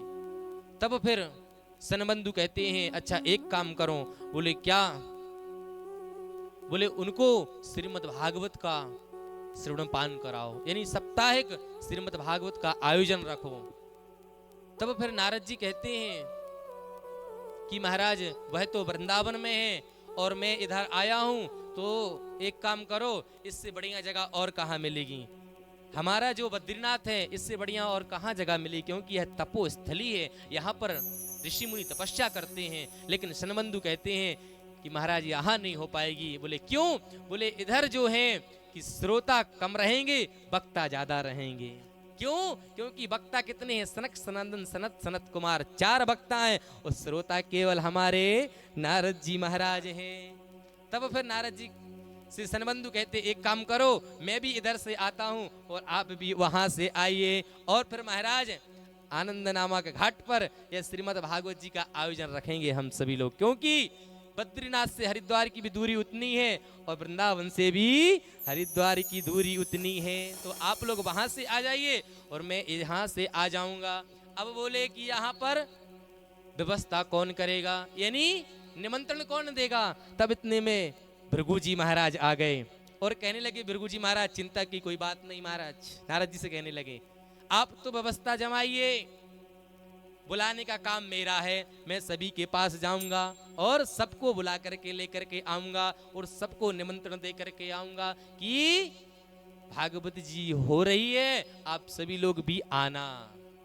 और यही होता है महाराज कि वहां से सनबंधु आते हैं और इधर से नारद जी पहुंचे हैं। और जैसे ही पहुंचे हैं आनंद घाट पर, तो वहां पर अब देखते हैं कि वहां पहले तुम्हारा टेंट की व्यवस्था नहीं रहती थी, बरगद के पेड़ रहते थे, आज भी हैं ऐसा नहीं है, काफी बड़ी बड़े बरगद के पेड़ रहते थे। तो बोलने लगे एक काम करो, इस बरगद की छाए में हम सभी लोग श्रोता बैठ करके भागवत जी सुनेंगे। और बोले व्यास मंच कैसी बनाई जाए, तो बोले लगे चबूतरा बना ही हुआ है, इस चबूतरे पे ही क्यों ना भागवत जी का आयोजन रखा जाए। अब बोलने लगे महाराज चबूतरे की व्यवस्था हो जाएगी और टेंट की भी व्यवस्था हो जाएगी। और बोले महाराज अब श्रोताओं को बैठने के लिए भी तो व्यवस्था होनी चाहिए, बोलना पड़ेगा। राधे राधे। तो बोले चांदी की तरह चमकती हुई वह रेत, गंगा जी की वह रेत जो चांदी की तरह चमक रही है, उसी पर बैठ करके श्रीमद् भागवत का श्रवणपान करेंगे हम सभी लोग महाराज। और वही होता है कि फिर आगे चल करके इधर भृगु जी आए हैं और भृगु जी ने सबको निमंत्रण दिया है। और जब सबको निमंत्रण दिया है तो वहां पर कौन कौन आए हैं? वशिष्ठ, शमन, गौतम, मेधल, देवराज, परशुराम, विश्वामित्र, योगेश्वर, व्यास, पाराशर, ऐसे अनेकों अनेक ऋषि आ गए। और तो और महाराज देवता भी आ गए, देवता की पत्नियां भी आ गईं, गंधर्व भी आ गए, वेद भी आ गए, पुराण भी आ गए, सभी मूर्तिमान होकर के आए हैं और सभी एकत्रित हो गए हैं। और जैसे ही भागवत जी का आयोजन रखा है मेरे प्यारे श्रोताओं, और उसी समय सभी श्रोता एकत्रित हुए हैं सुनने के लिए। कहते हैं कि जिसने अपने जीवन काल में कभी तीर्थ नहीं किए हो, वह केवल एक बार भागवत जी सुन ले, यदि उसको चारों धाम के तीर्थों का फल प्राप्त हो जाता है। ना गंगा ना गया काशी, पुष्करम ना प्रयागकम, सुख शास्त्र कथायस फलेन क्षमताम ने। यह महाराज क्या है? यह श्रीमद् भागवत जी कोई छोटा मोटा ग्रंथ नहीं है। मैंने पहले भी बताया यह प्रत्यक्ष कृष्ण ये भी ही भगवान श्री कृष्ण एक एक अक्षर में विराजमान है यह श्रीमद् भागवत जी में। ना जो कभी गंगा गया हो, ना कभी जो प्रयागराज गया हो, ना कभी जो पुष्कर गया हो, ना कभी जो बद्रीनाथ गया हो, ना केदारनाथ, यमुनोत्री, गंगोत्री, वृंदावन जो कहीं भी नहीं गया हो, वह केवल अपने जीवन काल में यदि एक बार भागवत जी सुन ले, उसको सारे धामों का जाने का फल प्राप्त होता है। बोले वृंदावन बिहारी लाल की जय हो। तो यह भागवत जी का आयोजन गंगा जी के तट पर रखा गया है महाराज। गंगा जी कहां से निकली हैं? गौमुख से निकली है महाराज। और यह भागवत जी कहां से निकली है? तो महाराज यह जो भागवत जी है, यह भागवत जी भगवान के मुखार बिंद से निकली हुई है। यानी जो हमारी गंगा जी हैं, यह बाहर के ताप को दूर करती हैं। और यह श्रीमद् भागवत जी हैं, श्रीमद् भागवत जी की जो गंगा है, वह हमारे अंदर जो विकार भरे हुए हैं उनको साफ करती है महाराज। यह श्रीमद् भागवत महापुराण। आगे चल करके फिर जैसे ही कथा शुरू हुई है, और जैसे ही कथा शुरू हुई है और सभी लोग जैसे ही सुन रहे थे कि एक वहां पर कौतुक हुआ। क्या? भक्ति सुतौ तौ तरणौ गृहीत्वा प्रेमैक रूपा सहसा विरासी, श्री कृष्ण गोविंद हरे मुरारी, नाथेति नामा निर्मोहुर्वदन्ति। और महाराज ताथा थैया करते हुए भक्ति महारानी एकदम प्रकट होती है। और जब प्रकट हुई तो क्या कहती है? भक्ति सोतो तो तरणो गृहीत्वा, भक्ति सोतो तो तरणो गृहीत्वा, प्रेमैक रूपा सहसा विराजे, प्रेमैक रूपा शरणा विराजे। श्री कृष्ण गोविंद हरे मुरारे, हे नाथ नारायण वासुदेव। श्री कृष्ण गोविंद हरे मुरारे, कृष्ण गोविंद हरे मुरारे। नाथेति नामा मुहुर्वदन्ति, नाथेति नामा मुहुर्वदन्ति। श्री कृष्ण गोविंद हरे मुरारे, श्री कृष्ण गोविंद हरे मुरारे। हे नाथ नारायण वासुदेवा, हे नाथ नारायण वासुदेव। श्री कृष्ण गोविंद हरे मुरारे, हे नाथ नारायण वासुदेवा। कृष्ण गोविंद हरे मुरारे। हे नाथ नारायण वासुदेव। और महाराज भक्ति महारानी ताथा थैया करते हुए वहां प्रकट हो गई। जब भक्ति महारानी प्रकट हुई हैं तब फिर वहां पर जो श्रोता थे और श्रोताओं ने कहा कि यह कहां से आई हैं? तब कहे हैं यह भक्ति महारानी हैं। और जैसे ही भक्ति महारानी आई हैं ताथा थैया करते हुए भगवान का भजन करने लगी, इतने में महाराज कहती हैं अहम क्वतिष्ठामि, यानी मैं कहां पर विराजमान हो जाऊं, मैं कहां पर बैठ जाऊं? तब फिर हमारे सनबंधु कहते हैं क्या? निर्मल मन जन सो मोहि पावा, निर्मल मन जन सो मोहि पावा। निर्मल मना जन सो मोहि पावा। निर्मल मना जन सो मोहि पावा। मोहि कपट छल छिद्र न भावा। मोहि कपट छल छिद्र न भावा। श्री राम जय राम जय जय राम। श्री राम जय राम जय जय राम। श्री राम जय राम जय जय। श्री राम जय राम जय जय। और महाराज कहते हैं निर्मल मन जन सो मोहि पावा, मोहि कपट छल छिद्र न भावा। कहते हैं जिसके अंतःकरण यानी जिसका मन निर्मल हो, जिसका मन मक्खन की तरह हो, उसके अंतःकरण में आप विराजमान हो जाइए। तब भक्ति महारानी सबके अंतःकरण में विराजमान होती हैं। बोले भक्ति महारानी की जय हो। सकल भुवन मध्ये निर्धनास्तेऽपि धन्या, निवसति हृदि तेषां श्री हरिर भक्तिरेकः। जिसके अंतःकरण में भक्ति महारानी विराजमान हो जाती हैं, उसका यम नियम संयम सारा चेंज हो जाता है महाराज। जिसके भी अंदर यह हमारी भक्ति महारानी विराजमान होती है, लेकिन होती भी उन्हीं के यहाँ भक्ति महारानी विराजमान है जिनका मन निर्मल हो, जो अपने बच्चे को अपना बच्चा समझे, दूसरे के बच्चे को भी अपना बच्चा समझे। उनके अंतःकरण में यह भक्ति महारानी विराजमान हमेशा रहती हैं। और होना भी यही चाहिए मेरे प्यारे, कि हम अपने बच्चे को तो अपना बच्चा समझते हैं लेकिन दूसरे के बच्चे को हम दूसरा समझते हैं, लेकिन ऐसा नहीं होना चाहिए। जैसे हम अपने बच्चे को अपना समझते हैं उसी प्रकार दूसरे के बच्चे को भी हमें अपना समझना चाहिए मेरे प्यारे। जिस दिन यह भाव आपके अंदर आ जाएगा, समझ जाना भक्ति महारानी आपके अंदर। जिसके जीवन में मिला सत्संग है, उसका हर घड़ी आनंद ही आनंद है। जिसको जीवन में मिला सत्संग है, उसका हर घड़ी आनंद ही आनंद है। जिसको जीवन में मिला सत्संग है, उसका हर घड़ी आनंद ही आनंद है। जिसको जीवन में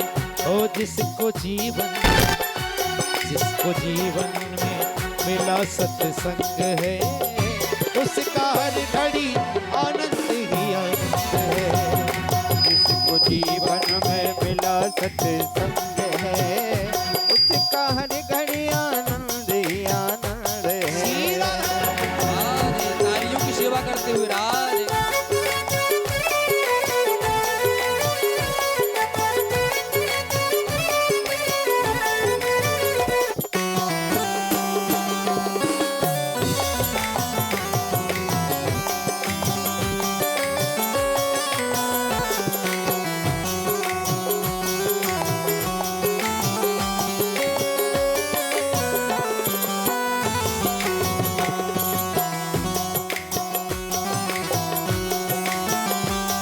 नारियों की मीठी मीठी सेवा करते हुए राधे।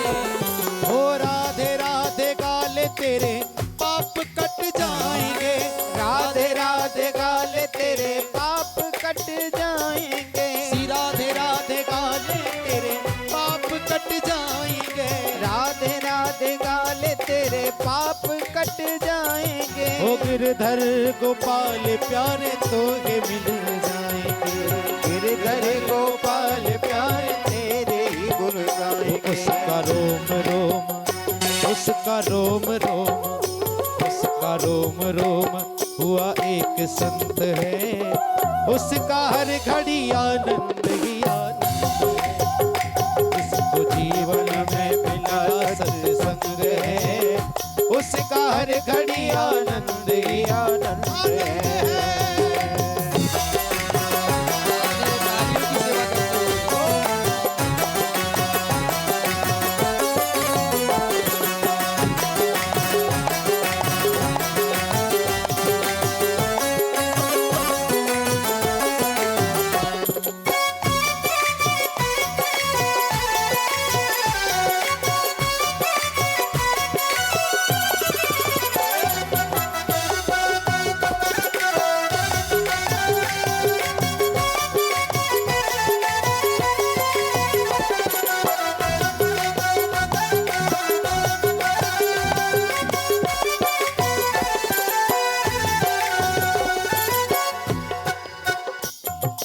जो तू मिटाना चाहो जीवन की तृष्णा, जो तू मिटाना चाहे जीवन की तृष्णा, हो दुख भाग जाए रहे कोई भी दुख ना, भाग जाए रहे कोई भी दुख ना। हो दुख भाग जाए रहे कोई भी दुख ना, दुख भाग जाए रहे कोई भी दुख ना। उसके जीवन में, उसके जीवन में, जिसके हृदय में राम नाम बंद है, उसका हर घड़ी आनंद ही आनंद है। जिसके हृदय में राम नाम बंद है, उसका हर घड़ी आनंद ही आनंद है।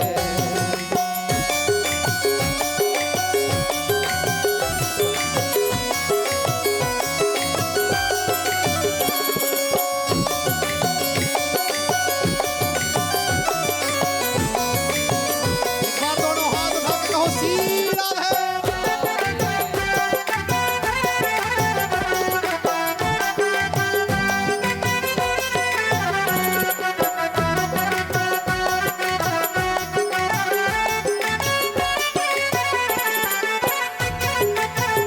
जिसके जीवन में मिला सत्संग है, उसका हर घड़ी आनंद ही आनंद है।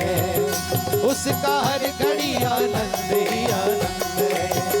उसका हर घड़ी आनंद ही आनंद है। बोलवा के बिहारी लाल की जय हो, श्री लाडली सरकार की जय हो। जय जय श्री राधे। राधे। बोलिए भक्ति महारानी की।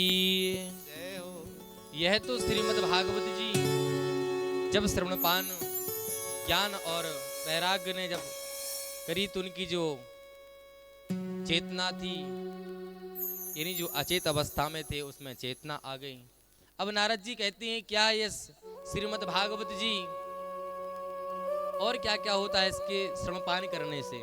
तब कहते हैं, ये मानवा पाप कृतस्तु सर्वदा सदा दुराचार विमर्ग क्रोधग्निदग्धा कुटिलस्य कामिना सप्ताह यज्ञेन कलो पुनन्ति ते। कहते हैं, ए मानवा पाप कृतस्तु सर्वदा सदा दुराचार विमर्ग, यानी जिसने अपने जीवन में कभी भगवान का नाम ही ना लिया हो, वह भी यदि एक बार श्रीमद् भागवत जी सुन ले तो वह भी भव से पार हो जाता है। क्रोध अग्नि दगिधा कुटिलश्च कामना, जो हमेशा क्रोध में जलता रहा हो अग्नि की तरह, जिसने कभी भगवान का भजन नहीं किया हो, जिसने भगवान का कभी नाम स्मरण ना किया हो, वह भी यह श्रीमद् भागवत को सुनने से भव सिंधु से पार हो जाता है। तब फिर महाराज कहते हैं कि बिना दृष्टांत के सिद्धांत को समझ में नहीं आता है, इसलिए कहते हैं कि एक दृष्टांत, एक कथा मुझे याद आगे, उस कथा को मैं बताता हूं कि ऐसे ऐसे पापी भी जब तर सकते हैं तो हम भले क्यों नहीं तर सकते हैं। श्रीमद् भागवत से, तुंगभद्रा तटे पूर्वम, यानी तुंगभद्रा नदी के तट पर एक आत्मदेव नाम के एक ब्राह्मण रहते थे, जो बड़े ही ज्ञानी थे, बड़े ही धर्मात्मा थे, बड़े ही ज्ञानी थे, बड़ी ही पौरोहित्य कर्म में यानी कर्मकांड के भास्कर थे, यानी विद्वान थे वो। लेकिन उनके यहाँ कोई संतान नहीं थी। उनकी पत्नी का नाम धुंधली था महाराज। उनको दुख इस बात का था आत्मदेव जी को कि जब वो घर से निकलते थे तो अड़ोसी पड़ोसी देख करके मुख मोड़ लेते थे उसकी पत्नी को देख करके और आत्मदेव जी को देख करके। तो आत्मदेव जी समझ गए कि मेरे यहाँ कोई संतान नहीं है, इसलिए लोग मुझे देख करके मुख मोड़ लेते हैं। और पेड़ पौधे भी लगाते हैं महाराज, तो पेड़ पौधे भी सूख जाते हैं। गाय भी रखी है इन्होंने घर में, गाय की भी सेवा करते हैं, गौ माता की भी सेवा करते हैं, लेकिन वो भी महाराज बांझ है, वो भी बछड़ा नहीं दे रही है। तुलसी का वृक्ष लगाते हैं, लेकिन तुलसी का वृक्ष भी सूख जाता है। बहुत परेशान हो गए, सोचने लगे अब मैं क्या करूं। तब फिर एक दिन रात्रि में सो रहे थे और विचार किया कि जब मेरे यहाँ संतान नहीं है, लोग मुझे ताना मारते हैं, लोग मुझे देख करके मुख मोड़ लेते हैं, इससे अच्छा है कि इस शरीर को ही छोड़ देना चाहिए। और आज वह सोचे कि इस शरीर को ही हम नष्ट कर देंगे और वन में चल देते हैं। और जैसे ही वन में गए हैं और वन में जाने के बाद तालाब के पास पहुंचे हैं और तालाब के पास पहुंच करके चिंतन कर रहे थे बैठे बैठे कि मैं आज अपना शरीर छोड़ रहा हूं, क्या मैं इसी तालाब में अपनी आत्महत्या कर लूं, या फिर ये पत्थर पड़ा है इस पत्थर से ही मैं अपने सिर को मार दूं क्या। इतने में क्या होता है, इतने में एक साधु वहां से निकलते हैं और जैसे ही साधु निकल करके आ रहे थे तो आत्मदेव जी ने सोचा कि साधु आ रहे हैं, क्यों ना मैं साधु से ही कुछ बात पूछूं, इनको प्रणाम करूं। और महाराज आत्मदेव उन साधु के पास पहुंचता है और कहता है महाराज जी प्रणाम। और जैसे ही प्रणाम किया है तो साधु संत ने यानी महात्मा जी ने सोचा कि यह तपस्या करने के लिए आ रखा होगा, तो कहा कि आप यहाँ किस लिए आए हो, तपस्या करने के लिए आए हो क्या? बोलने लगी नहीं, मैं तपस्या करने के लिए नहीं आया हूँ, मैं आज आत्महत्या करने के लिए आया हूँ। बोले क्यों? बोले हमारे यहाँ संतान नहीं है तो हमें लोग ताना मारते हैं। तब फिर महाराज आत्मदेव जी कहते हैं कि मैंने सुना है संत बड़े दयालु होते हैं, बड़े कृपालु होते हैं, आप भी मुझ पर कृपा करिए। तब लेकिन क्या कहते हैं, मुंचा ज्ञानम प्रजारूपम वलिष्ठा कर्मणो गति विवेकम तु समासाध त्यज संसार वासना। कहते हैं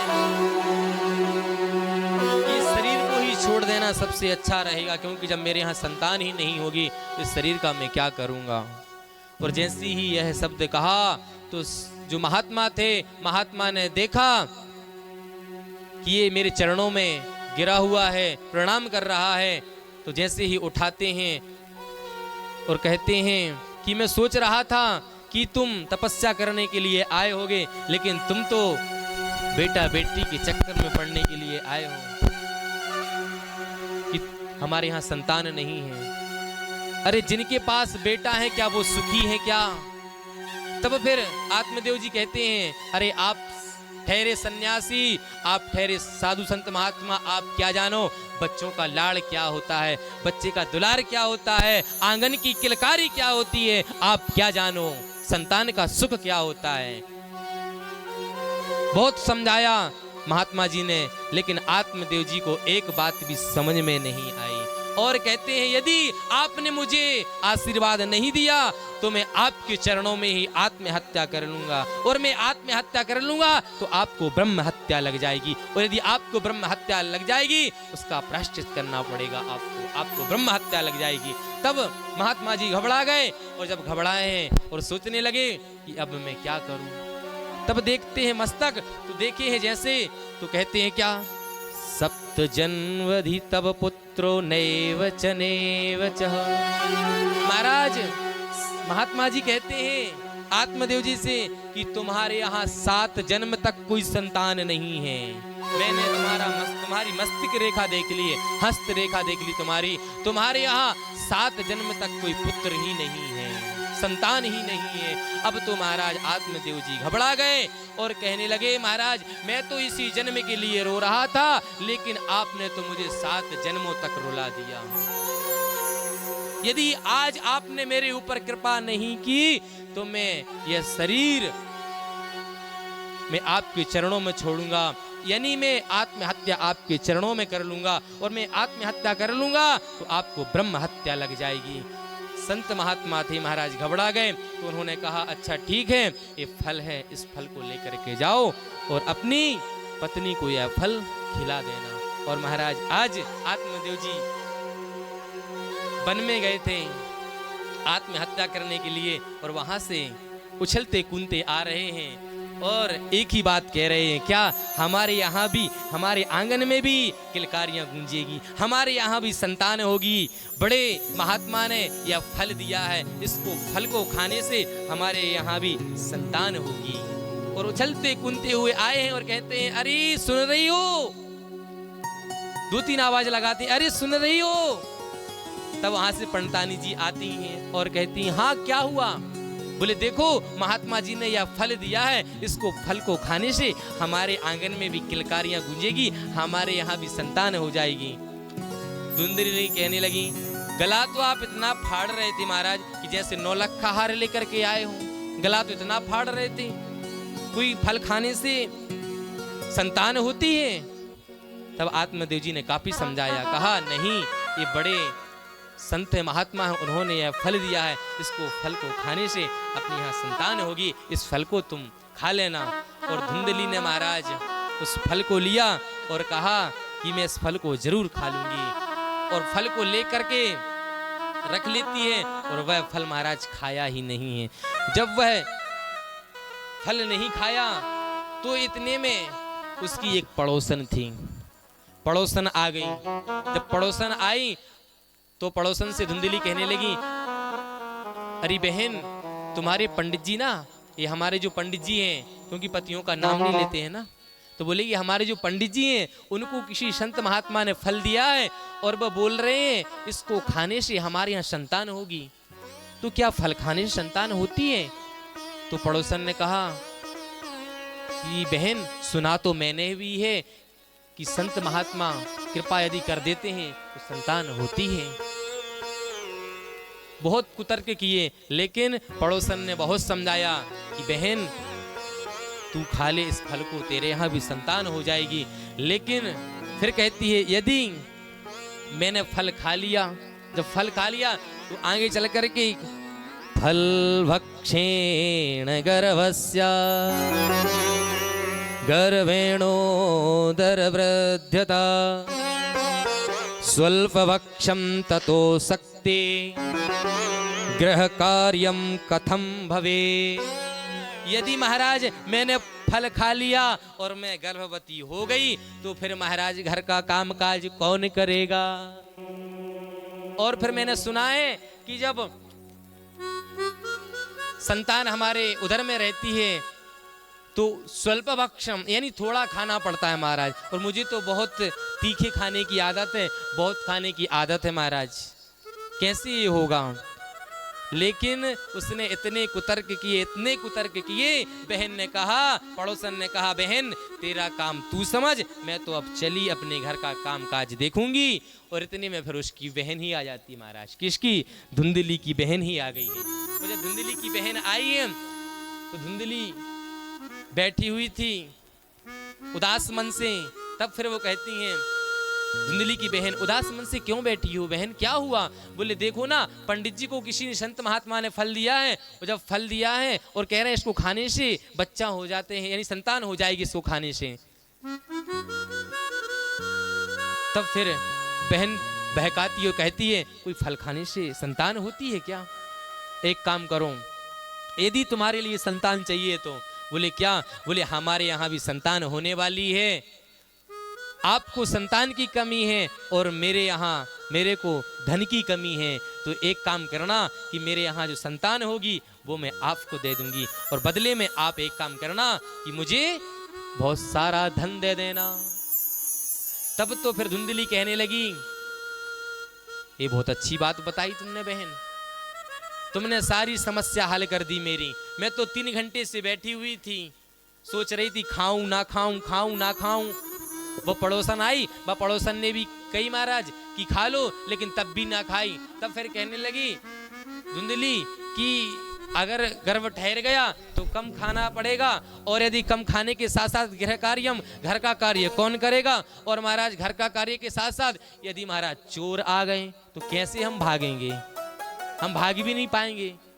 तब फिर कौन समझा रहा है ये सारी बात? उसकी पड़ोसन समझा के गई है। कहती है एक काम करो, यदि काम करते नहीं बनता तो एक काम करना, अपनी ननद को ही बुला लेना तू काम करने के लिए, और जैसे ही ननद को बुलाएगी काम करने के लिए तो ननद काम करेगी, जैसे तेरे यहाँ संतान होगी तो फिर बाद में उसकी विदाई कर देना, तेरा काम का काम हो जाएगा और विदाई की विदाई हो जाएगी महाराज। लेकिन धुंधली कहती है, अरे अभी तो आई थी 15 दिन पहले, जितना घर का सामान था सारा समेट के ले गई थी, और यदि यह 3-4 महीने रह गई अगर महाराज तो हमारे घर को ही सफाया कर देगी ये, इससे अच्छा है कि रहने दो। लेकिन इतने कुतर्क किए, उस फल को खाया ही नहीं। बहन ने कहा यदि परीक्षण करना ही है तो एक काम करो, ये बांझ गाय बंधी हुई है, इस गाय को ही क्यों ना इस फल को खिला दूं। जो फल था उस फल को गाय को खिला देते हैं, और फिर धीरे धीरे समय गुजरता गया। जैसे ही समय गुजरा है, इसने झूठ मूठ में पेट में कपड़ा बांधना शुरू कर दिया और कहने लगी आत्मदेव जी से कि हमारे यहाँ भी, अपने यहाँ भी संतान होगी, हमारे आंगन में भी किलकारियाँ गूंजेगी। और ब्राह्मण देवता तो वैसे ही शांत स्वभाव के रहते हैं मेरे प्यारे, तो ब्राह्मण देवता को जैसा कहा वैसा उन्होंने सुन लिया। और जैसे ही सुना उसके बाद आगे चल कर के एक दिन वह समय भी आ गया कि जैसे ही वह कार्य समय आया और जैसे ही समय नजदीक आया तो उसकी बहन के यहाँ भी संतान हुई। जब उसकी बहन के यहाँ संतान हुई तो रात्रि में उसने संतान को लेकर के बहन के घर आई, और जब बहन के घर आई बहन ने बदले में सारा धन दे दिया और कहा, ले बहन तेरे यहाँ कमी थी धन की, मेरे यहाँ संतान की कमी थी, एक काम कर किसी को पता ना चले कि यह संतान मेरी है। और दासी को बुलाया, दासी को जैसे ही बुलाया, पहले महाराज घरों में दासियां रहती थीं, जिसको आजकल बाई कहते हैं, दासी को बुलाया और कहा धुंधली ने कि महाराज जी से कह दो कि अब हमारे आंगन में भी किलकारियां गूंजने वाली हैं, अब हमारे यहाँ भी संतान हो गई है। और वहां से उछलते कूदते हुए आत्मदेव जी आते हैं। बोले कृष्ण कन्हैया लाल की जय हो। आज की कथा हम यहीं पर विराम करेंगे, क्योंकि आज प्रथम दिवस है और प्रथम दिवस के अनुसार व्यवस्थाएं भी देखना है और भी सारी चीजें हैं। तो कल समय से आप सभी लोगों को समय का विशेष ध्यान देना है। ठीक 1 बजे आप सभी लोगों को आ जाना है, और आप तो आ ही रहे हो, लेकिन अड़ोसी पड़ोसी सभी को लेकर के आना है। बोले वृंदावन बिहारी लाल की जय हो। जब तक हमारे आचार्य जी आरती की तैयारी करेंगे और आप सभी लोग एक छोटा सा भजन का आनंद लेंगे। बोलो वाके बिहारी लाल की जय हो।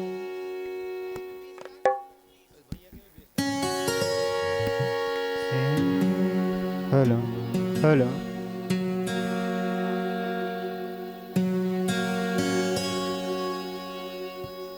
नीचे से अभी जब से कथा शुरू हुई है ना, तब से नीचे से जय की आवाज नहीं आई है।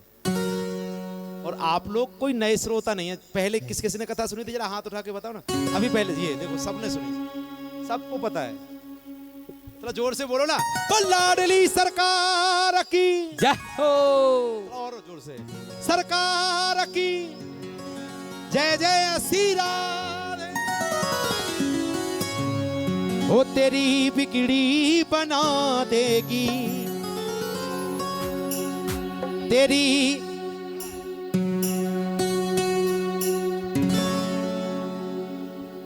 तेरी बिगड़ी बना देगी, चरण रज श्यामा प्यारी की। तेरी बिगड़ी बना देगी, चरण रज श्यामा प्यारी की। चरण रज श्यामा प्यारी की, चरण रज श्यामा प्यारी की। श्यामा प्यारी की, चरण रज श्यामा प्यारी की। वो तेरी बिगड़ी बना देगी, तेरी बिगड़ी बना देगी, चरण रज श्यामा प्यारी की। तेरी बिगड़ी बना देगी, चरण रज श्यामा प्यारी की। मस्ती में झूमते हुए तालियों की सेवा करते हुए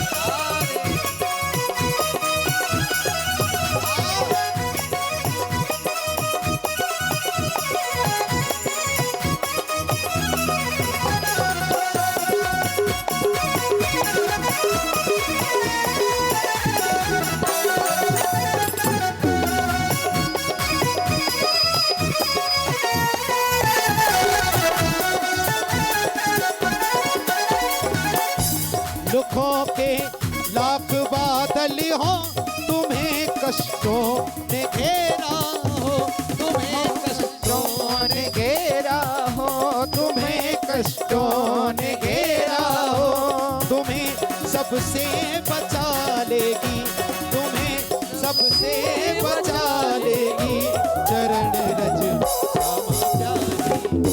तुम्हें सबसे बचा लेगी, चरण रज श्यामा प्यारी की। ओ चरण रज श्यामा प्यारी की, श्री रसधार दुलारी की। चरण रज श्यामा प्यारी की, श्री ब्रजमान दुलारी की। वो तेरी बिगड़ी बना देगी, तेरी बिगड़ी बना देगी, चरण तेरी बिगड़ी बना देगी, चरण रज श्यामा प्यारी की। चरण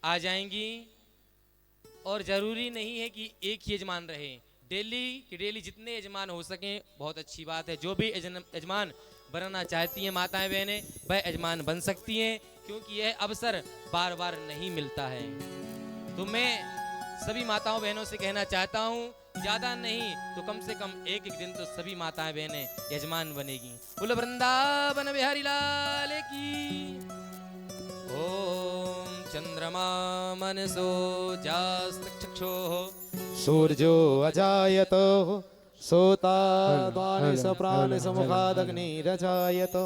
जो पीछे खड़े हैं सभी थोड़ा थोड़ा आगे आ जाएं आरती के लिए। हाँ, सब आ जाओ। और जिन माताओं ने कलश उठाए थे वो जरा हाथ उठा करके बताएं, जिनने कलश उठाए थे। और जो यहाँ पे कलश उठाने वाले नहीं है उनको भी आप लोग बता देना। पूजन में सबको आना है। हाँ, सबको आना है पूजन में। यजमान जी पूजन करेंगे, आप लोग साथ में रहेंगे, सब पूजन करेंगे, सबको रोज आना है। और व्यवस्थाओं के लिए आप लोग अपनी एक टीम बनाइए। महाराज जी से आप लोग आकर के भी संपर्क कर लेना, महाराज जी आपको बता देंगे किसको क्या करना है। सब अपने अपने काम बांट लेना, क्योंकि कोई एक काम करेगा तो बहुत ज्यादा भार हो जाएगा। तो सब थोड़ा थोड़ा मिल बांट के करना। 2-2 5-5 लोगों की टीम बना दे लेंगे, ठीक है। बोल लाडली सरकार की।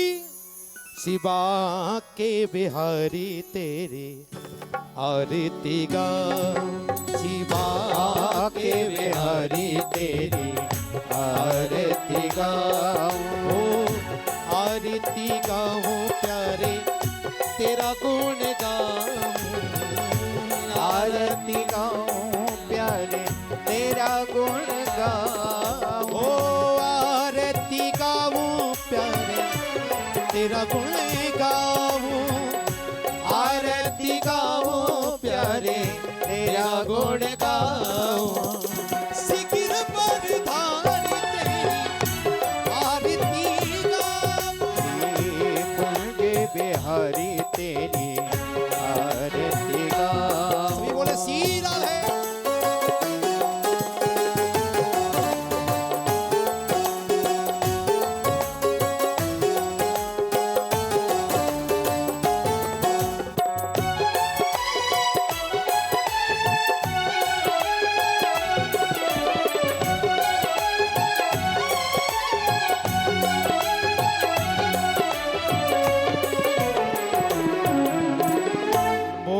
मुकुट प्यारो शीस पे सोहे, और मुकुट प्यारो शीस पे सोहे, प्यारी तेरी बंसी मेरो मन मोहे, प्यारी तेरी बंसी मेरो मन मोहे, या बंसी पे बल बल जाऊं, शिवा के बिहारी तेरी आरती गाऊं।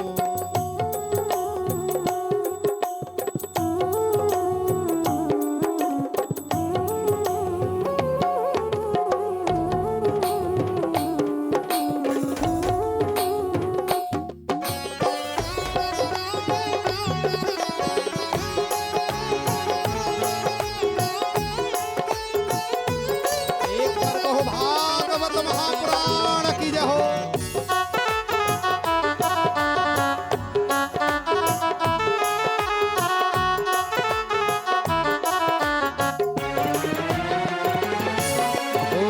चरणों से निकली है गंगा प्यारी, चरणों से निकली है गंगा प्यारी, जिसने ये सारी दुनिया तारी, जिसने सारी दुनिया तारी, उन चरणों में शीस नवाऊं, आके बिहारी तेरी आरती गाऊं।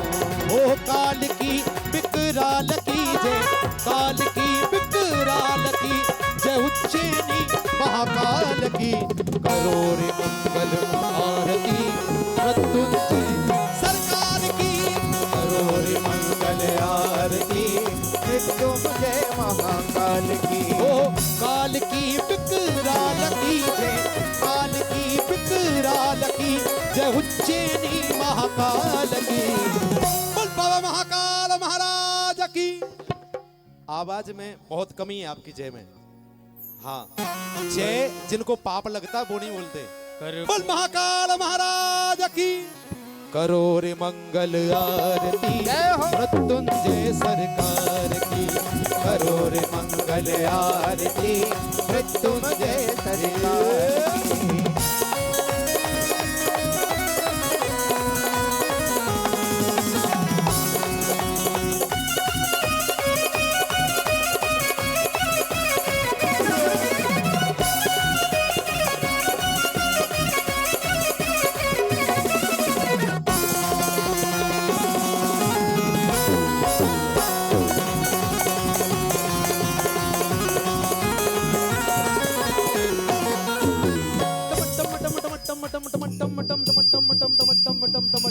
डमट डम डम डमरू बाजे नाचे शंकर भोला।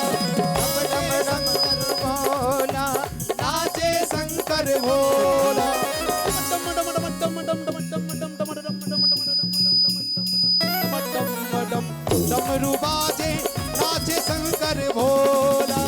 नाचे शंकर भोला नाचे शंकर भोला। बम भोला बम बम बम भोला चढ़ा भंग का गोला। चढ़ा भंग का गोला बोल चढ़ा भंग का गोला। शंभु दीन दयाल की तिहु लोक तिरपाल की। बाबा महाकाल की मेरे महाकाल की। करो रे मंगल आरती मृत्युंजय सरकार की। करो रे मंगल आरती मृत्युंजय सरकार की। कर्पूर गौरम करुणावतारम संसारी सारम भुजगेंद्रहारम सदा वसंतम हृदयारविंदे भवम भवानी शरणं नमामि। मंदार माला जगुल कालिकाए अगपाल माला जलते कराय। दिगंबराय च दिगंबराय नमः शिवाय नमः शिवाय। तुमेव माता च पिता तुमेव तुमेव बंधु च सखा तुमेव। तुमेव विद्या द्रविणं तुमेव तुमेव सर्वं मम देव। तुमेव सर्वं मम देव देव। ओम भूर्भुवस्वं ज्वालमालिनी नमः। ओम रत्नेश्वरे नमः। आराधिज्ञम् ओम ध्योः शान्तिरन्तरिक्षगुं शान्तिः पृथ्वी शान्ति।